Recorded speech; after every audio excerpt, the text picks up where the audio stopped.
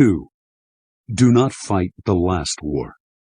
The guerrilla war of the mind strategy. What most often weighs you down and brings you misery is the past, in the form of unnecessary attachments, repetitions of tired formulas, and the memory of old victories and defeats. You must consciously wage war against the past and force yourself to react to the present moment. Be ruthless on yourself. Do not repeat the same tired methods. Sometimes you must force yourself to strike out in new directions, even if they involve risk. What you may lose in comfort and security, you will gain in surprise, making it harder for your enemies to tell what you will do. Wage guerrilla war on your mind, allowing no static lines of defense, no exposed citadels. Make everything fluid and mobile. The last war. No one has risen to power faster than Napoleon Bonaparte, 1769-1821. In 1793, he went from captain in the French Revolutionary Army to brigadier general. In 1796, he became the leader of the French forces in Italy, fighting the Austrians, whom he crushed that year and again 3 years later. He became first consul of France in 1801, emperor in 1804. In 1805, he humiliated the Austrian and Russian armies at the Battle of Austerlitz. For many, Napoleon was more than a great general. He was a genius, a god of war. Not everyone was impressed, though. There were Prussian generals who thought he had merely been lucky. If he ever faced the Prussians, he would be revealed as a great fake. Among these Prussian generals was Friedrich Ludwig, Prince of Hohenlohe-Ingelfingen. Hohenlohe came from one of Germany's oldest aristocratic families, one with an illustrious military record. To Hohenlohe, success in war depended on organization, discipline, and the use of superior strategies developed by trained military minds. The Prussians exemplified all of these virtues. Prussian soldiers drilled relentlessly until they could perform elaborate maneuvers as precisely as a machine. Prussian generals intensely studied the victories of Frederick the Great. War for them was a mathematical affair, the application of timeless principles. To the generals, Napoleon was a Corsican hothead, leading an unruly citizens' army. Superior in knowledge and skill, they would out-strategize him. The Napoleonic myth would lie in ruins, and Europe could return to its old ways. In August 1806, Hohenlohe and his fellow generals finally got what they wanted.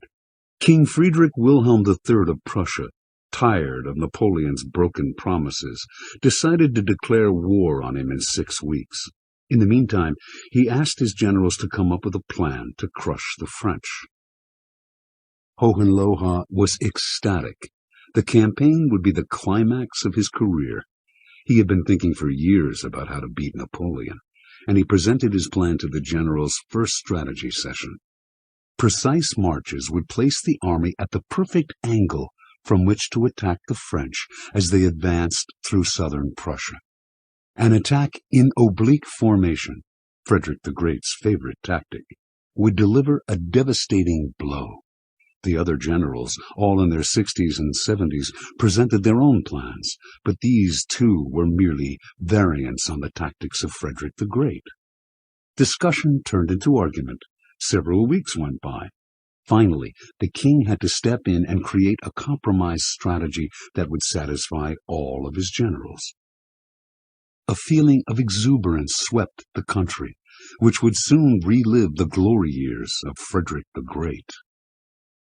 On October 5th, a few days before the king was to declare war, disturbing news reached the generals.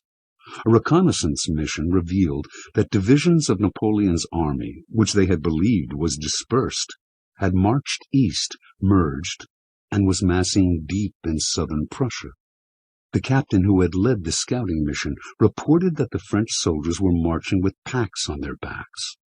Where the Prussians used slow-moving wagons to provision their troops, the French carried their own supplies and moved with astonishing speed and mobility. Before the generals had time to adjust their plans, Napoleon's army suddenly wheeled north, heading straight for Berlin, the heart of Prussia. The generals argued and dithered, moving their troops here and there, trying to decide where to attack. A mood of panic set in. Finally, the king ordered a retreat. The troops would reassemble to the north and attack Napoleon's flank as he advanced toward Berlin. Hohenlohe was in charge of the rear guard, protecting the Prussians' retreat. On October 14th, near the town of Jena, Napoleon caught up with Hohenlohe, who finally faced the battle he had wanted so desperately. The numbers on both sides were equal, but while the French were an unruly force, fighting pell-mell and on the run, Hohenlohe kept his troops in tight order, orchestrating them like a corps de ballet. The fighting went back and forth until finally the French captured the village of Vierzehnheiligen. Hohenlohe ordered his troops to retake the village. In a ritual dating back to Frederick the Great, a drum major beat out a cadence, and the Prussian soldiers, their colors flying, reformed their positions in perfect parade order, preparing to advance. They were in an open plain, though, and Napoleon's men were behind garden walls and on the house roofs. The Prussians fell like ninepins to the French marksmen. Confused, Hohenlohe ordered his soldiers to halt and change formation. The drums beat again. The Prussians marched with magnificent precision, always a sight to behold, but the French kept shooting, decimating the Prussian line. Never had Hohenlohe seen such an army. The French soldiers were like demons.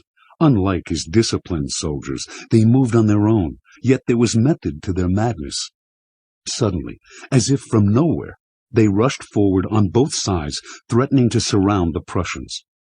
The prince ordered a retreat. The Battle of Jena was over. Like a house of cards, the Prussians quickly crumbled, one fortress falling after another. The king fled east. In a matter of days, virtually nothing remained of the once mighty Prussian army. Interpretation. The reality facing the Prussians in 1806 was simple. They had fallen 50 years behind the times. Their generals were old, and instead of responding to present circumstances, they were repeating formulas that had worked in the past. You might find the Prussian army just an interesting historical example, but in fact, you are likely marching in the same direction yourself. What limits individuals as well as nations is the inability to confront reality, to see things for what they are. As we grow older, we become more rooted in the past. Habit takes over. Something that has worked for us before becomes a doctrine, a shell to protect us from reality. Repetition replaces creativity. We rarely realize we're doing this, because it is almost impossible for us to see it happening in our own minds. Then, suddenly, a young Napoleon crosses our path, a person who does not respect tradition, who fights in a new way. Only then do we see that our ways of thinking and responding have fallen behind the times. Never take it for granted that your past successes will continue into the future. Actually, your past successes are your biggest obstacle. Every battle, every war is different, and you cannot assume that what worked before will work today. You must cut yourself loose from the past and open your eyes to the present. Your tendency to fight the last war may lead to your final war. Keys to warfare. In looking back on an unpleasant or disagreeable experience, the thought inevitably occurs to us, if only we had said or done X instead of Y. If only we could do it over. Even Prince Hohenlohe, years later, could see how he had botched the retaking of Vierzehnheiligen. The problem, though, is not that we think of the solution only when it is too late. The problem is that we imagine that knowledge is what was lacking. If only we had known more. If only we had thought it through more thoroughly. That is precisely the wrong approach. What makes us go astray in the first place is that we are unattuned to the present moment, insensitive to the circumstances. We are listening to our own thoughts, reacting to things that happened in the past, applying theories and ideas that were digested long ago, but that have nothing to do with our predicament in the present. More books, theories, and thinking only make the problem worse. Understand. The greatest generals, the most creative strategists, stand out not because they have more knowledge, but because they are able, when necessary, to drop their preconceived notions and focus intensely on the present moment. That is how creativity is sparked and opportunities are seized. Knowledge, experience, and theory have limitations. No amount of thinking in advance can prepare you for the chaos of life, for the infinite possibilities of the moment. The great philosopher of war, Karl von Clausewitz, called this friction, the difference between our plans and what actually happens. Since friction is inevitable, our minds have to be capable of keeping up with the change and adapting to the unexpected. The better we can adapt our thoughts to changing circumstances, the more realistic our responses to them will be. The more we lose ourselves in pre-digested theories and past experiences, the more inappropriate and delusional our response. It can be valuable to analyze what went wrong in the past, but it is far more important to develop the capacity to think in the moment. In that way, you will make far fewer mistakes to analyze.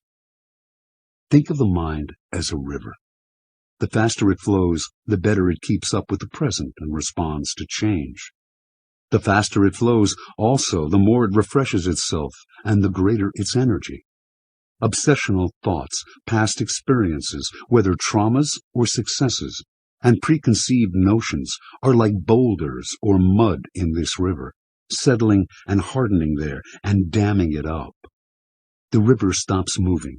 Stagnation sets in. You must wage constant war on this tendency in the mind. The first step is simply to be aware of the process and of the need to fight it. The second is to adopt the few tactics that might help you to restore the mind's natural flow. Re-examine all of your cherished beliefs and principles. When Napoleon was asked what principles of war he followed, he replied that he followed none. His genius was his ability to respond to circumstances, to make the most of what he was given. He was the supreme opportunist. Your only principle, similarly, should be to have no principles. To believe that strategy has inexorable laws or timeless rules is to take up a rigid, static position. That will be your undoing.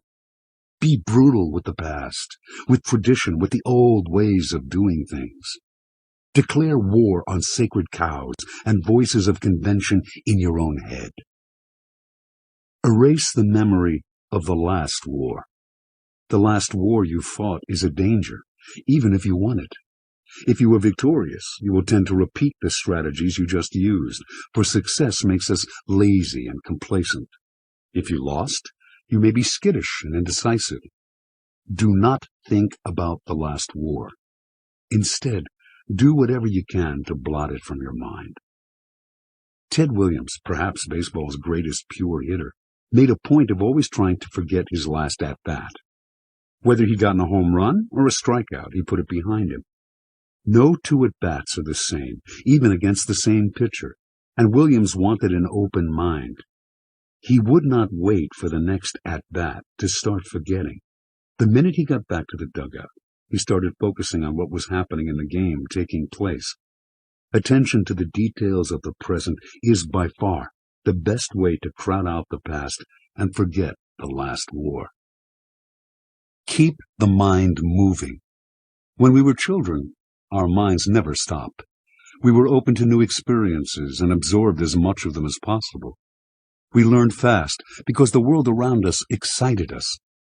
When we felt frustrated or upset, we would find some creative way to get what we wanted, and then quickly forget the problem as something new crossed our path. All the greatest strategists, Alexander the Great, Napoleon, Musashi, were childlike in this respect. Sometimes, in fact, they even acted like children. The reason is simple. Superior strategists see things as they are. They are highly sensitive to dangers and opportunities. Nothing stays the same in life, and keeping up with circumstances as they change requires a great deal of mental fluidity. Great strategists do not act according to preconceived ideas. They respond to the moment, like children. Their minds are always moving, and they are always excited and curious. They quickly forget the past. The present is much too interesting. Absorb the spirit of the times. Throughout the history of warfare, there have been classic battles in which the past has confronted the future in a hopeless mismatch. In each case, the conquering army developed a way of fighting that maximized a new form of technology or a new social order. You can reproduce this effect on a smaller scale by attuning yourself to the spirit of the times.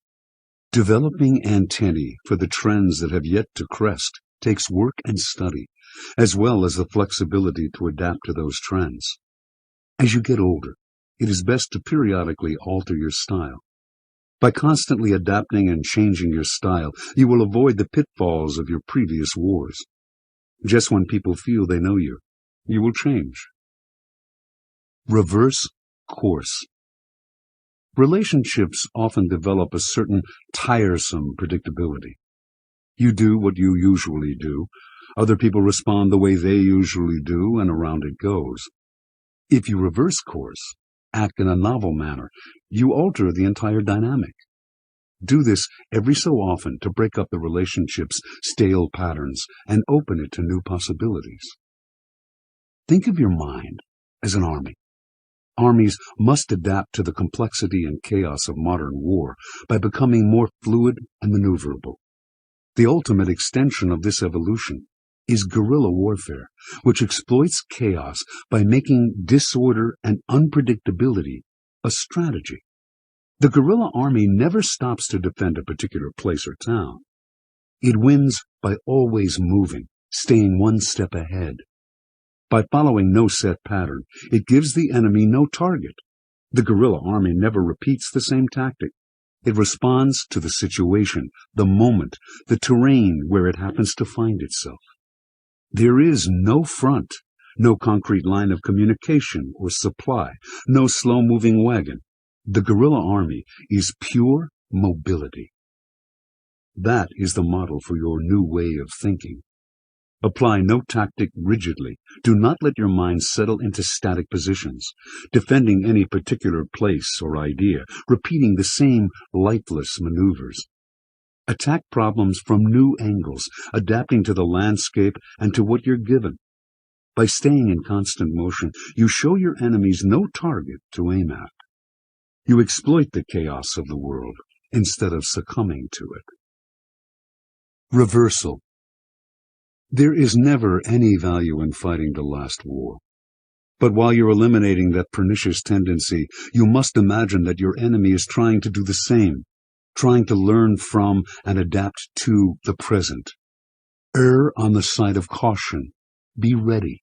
Never let your enemy surprise you in war.